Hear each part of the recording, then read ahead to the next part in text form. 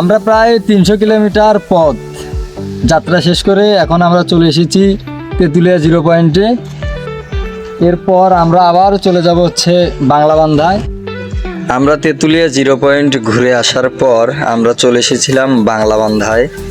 আর বাংলাবান্ধায় এসে আমরা আরও অনেক ভাই ব্রাদারকে দেখতে পাই যারা হচ্ছে বিএসএফ এর পারমিশন নেওয়ার জন্য এখানে অপেক্ষা করতেছিল। আর আমরাও এখানে অপেক্ষা করতেছি বিএসএফ এর পারমিশন নেওয়ার জন্য, কেননা বাংলাবান্ধার যে জিরো পয়েন্ট এরিয়াটা আছে সেখানে যাওয়ার জন্য আগে বিএসএফ এর পারমিশন নেওয়া লাগে। আর এখান থেকে দার্জিলিং, গ্যাংটক, শিলিগুড়ি খুব কাছাকাছি, আমরাও যেতে পারতাম যদি আমাদের পাসপোর্ট থাকতো। আর ভিডিওর মধ্যে যাকে দেখতে পেলেন সে হচ্ছে আমার বড় ভাই শাহরিয়ার আহমেদ বাবু। আর এই জায়গাটাই হচ্ছে বাংলাবান্ধার জিরো পয়েন্ট এলাকা। আর এখানে আসতে হলে আগে বিএসএফ এর পারমিশন নেওয়া লাগে।